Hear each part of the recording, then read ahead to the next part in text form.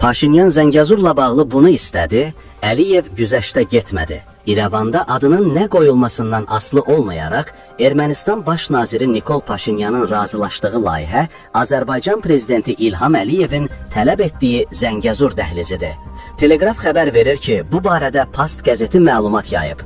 Nəşr yazıb ki, Ermənistan Baş naziri yolun adı ilə bağlı Bakı ilə mübahisə etməyə çalışsa da, Azərbaycan lideri bu məsələdə güzəştsizdir.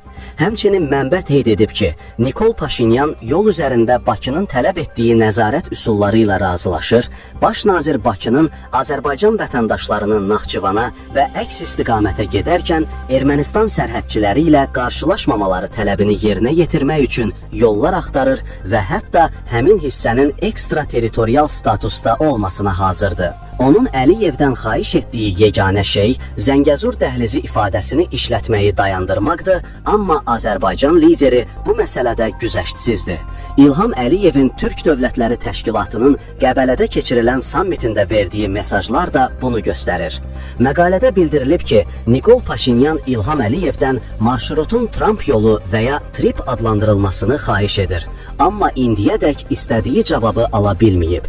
Lap Bakıda nə vaxtsa Zəngəzur dəhlizi sözü işlədilməsə belə, Ermənistan hökumətinin razılaşdığı layihə, hətta onu Böyük Tiqran adlandırsanız belə, bu Əliyevin Zəngəzur dəhlizi layihəsidir, nəşr vurğulayıb. Düz bir il sonra prezidentin qətiyyəti öz sözünü dedi. Bugün Azərbaycan prezidenti İlham Əliyev Tacikistanın paytaxtı Düşənbədə Rusiya lideri Vladimir Putinlə görüşüb. İki ölkə liderinin görüşü təkbətək formatda gerçəkləşib. Telegraf xəbər verir ki, bu Azərbaycan və Rusiya prezidentlərinin düz bir illik fasilədən sonra ilk görüşüdür. Dövlət başçıları arasında sonuncu görüş ötən ilin oktyabrın 8-də Kazanda 16-cı BRICS sammiti çərçivəsində baş tutub. Düzdür, həmin tarixdən indiyədək iki lider eyni tədbirlərə qatılsalar da bu görüş formatına keçməyib. Buna səbəbsə Azərbaycanın qətiyyətli mövqe sərgiləməsi olub. Belə ki, ötən ilin dekabrında Azala məxsus sərnişin təyyarəsinin Rusiya səmasında vurulmasından sonra bu ölkənin vecsiz davranması, sanki hər şey belə də olmalıymış kimi mövqe sərgiləməsi rəsmi Bakı tərəfindən heç də xoş qarşılanmamışdı. Elə bunun nəticəsi idi ki, Prezident İlham Əliyev bu ilin mayında Rusiyanın paytaxtı Moskvada qələbə paradına qatılmamaqla bağlı qərar almış, bu dəvəti geri çevirmişdi. Səbəb isə çox sadə idi. Həmin tarixdə Azalın sərnişin təyyarəsinin qəzaya uğramasından 5 ay keçsə də, Rusiya tərəfindən hər hansı əməliyyat istintaq tədbirləri aparılmamış, hadisədə günahı olanlar tapılaraq məsuliyyətə cəlb olunmamışdı. Bundan sonra Rusiya Azərbaycana qarşı münasibəti daha da qərəzli formaya çatdıraraq bu ölkədə yaşayan azərbaycanlılara qarşı müxtəlif əməliyyatlar keçirdi. Hətta omumuz zorakılığı nəticəsində iki həmyerlimiz də həlak oldu. Baş verənlərə, müxtəlif təzyiqlərə baxmayaraq, Azərbaycan vətəndaşının maraqlarını dövlətin prioriteti hesab edən Prezident İlham Əliyev qətiyyətini göstərdi. Elə bu qətiyyətin nəticəsidir ki, Putin Düşənbədəki görüşdə söhbətə Azalın vurulan təyyarəsi ilə başlayaraq bir daha başsağlığını çatdırıb, qəzadan sonra telefon danışığı zamanı üzr istədiyini xatırladıb. O həmçinin bildirib ki, hazırda baş vermiş hadisə ilə bağlı araşdırma davam edir və yaxın vaxtlarda başa çatacaq. Rusiya prezidenti qeyd edib ki, hadisə baş verən zaman Rusiyanın hava məkanına müdaxilələr olub və Rusiya HHQ tərəfindən atəş açılıb. Atəş təyyarəyə açılmasa da, qəlpələr təyyarəyə dəyib və s.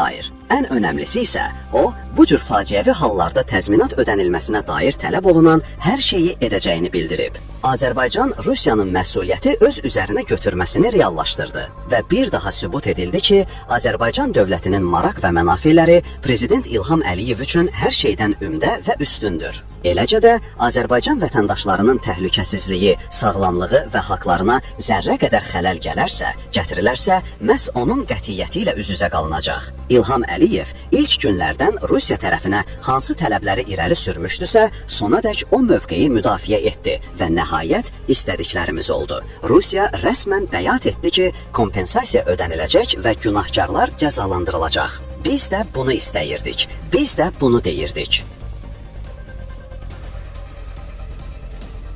Putindən Azalın təyyarəsinin vurulmasında iştirak edənlərlə bağlı açıqlama. Rusiya prezidenti Vladimir Putin Azərbaycan prezidenti İlham Əliyevlə görüşündə Azərbaycan hava yollarına məxsus sərnişin təyyarəsinin vurulmasından danışıb.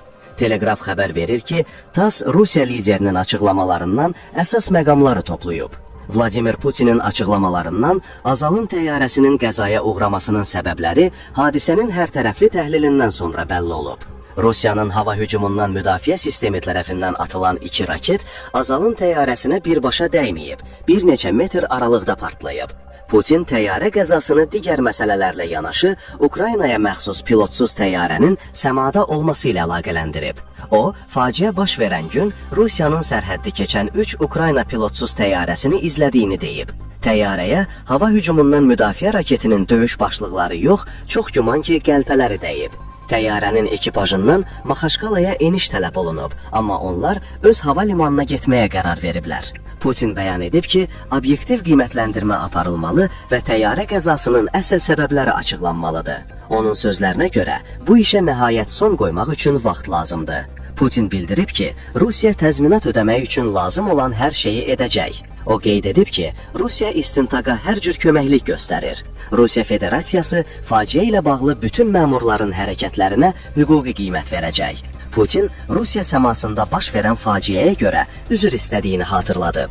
Rusiya prezidenti bir daha təyyarə qəzasında həlak olanların ailələrinə dərin hüzünlə başsağlığı verib. Xatırladaq ki, Bakı-Qrozi marşrutu ilə uçan Azala məxsus sərnişin təyyarəsi ötən il dekabrın 25-də Çeçenistanda Rusiyanın hava hücumundan müdafiə sisteminin hücumuna məruz qalıb. Bundan sonra Qrozni hava limanına enişinə icazə verilməyən və uçuş istiqaməti məcburi dəyişdirilən təyyarə Qazaxıstanın Aktau şəhərində yerə çırpılıb. Olay nəticəsində 38 nəfər həlak olub, 29 nəfər yaralanıb. Leysan, dolu, sulu qar xəbərdarlıq. Havanın dəyişəcəyi ilə bağlı xəbərdarlıq edilib.